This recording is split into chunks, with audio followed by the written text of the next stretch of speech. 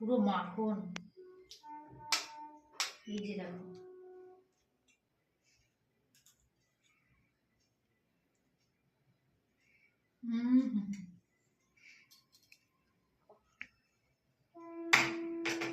ভিডিওটা যদি ভালো লেগে থাকে তো একটা লাইক, কমেন্ট, শেয়ার, আর যদি পারে একটা সাবস্ক্রাইব করে দিন। রাধে রাধে। তো নারকেলের পুর ভরা পুলি পিঠা বানানোর জন্য কি কি নিতে হবে একটু দেখিয়ে দিই। নিয়েছি 1 কেজি দুধ, 500 আছে, 250 গ্রাম আতপ গুঁড়া, আর 500 গ্রাম আছে রুলি ময়দা, আন্দাজ মতো চিনি, যে যেমন খাবে। নিয়েছি 1 কাপ মতো গুঁড়ো দুধ, নারকেল কোড়া, আর আছে খেজুর গুড়, 4টে এলাচ। এখানে আমি নিয়েছি কাঠবাদাম, তোমরা যদি চাও এখানে কাজু দিতে পারো। তো চলো কিভাবে বানাতে হয় পিঠাটা, অবশ্যই এই প্রসেসগুলো দেখাবো। চলো পুরটা আগে আমি তৈরি করে নিব কিভাবে করি। দিয়ে দিলাম গুড়, নারকেল কোড়া,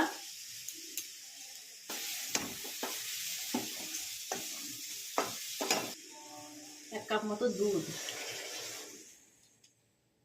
আর একটু দেব, 1.5 কাপ দুধ। এই কাপের 1.5 কাপ দুধ দিয়েছি আমি। এবার এটাকে রান্না করে পুর তৈরি করে নেব। কন্টিনিউ নেড়ে নেড়ে এরকম করে পুড়িয়ে নিতে হবে। হয়ে এসছে পুর, একদম রেডি। আর কি সুন্দর ঘ্রাণ বেরাচ্ছে, সত্যি। তো আটাটাকে আমি উষ্ণ গরম জল দিয়ে মেখে নিয়েছি, অল্প অল্প জল দিয়ে, আর এত টুকটুকু লেজি করেছি। এবার দেখো কিভাবে আমি বানাই।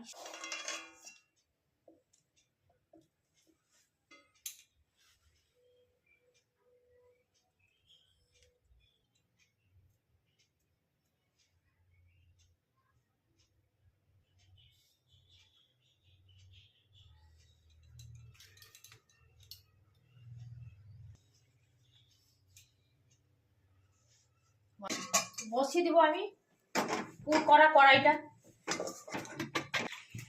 গরম করেই রেখেছিলাম। দেখে নিব সামান্য যদি গরম হয়, এই যে অল্প গরম, এখানেই আমি পাউডার দুধটা দিয়ে দেব, কারণ বেশি গরম হয়ে গেলে আবার দুধ ফেটে যাবে।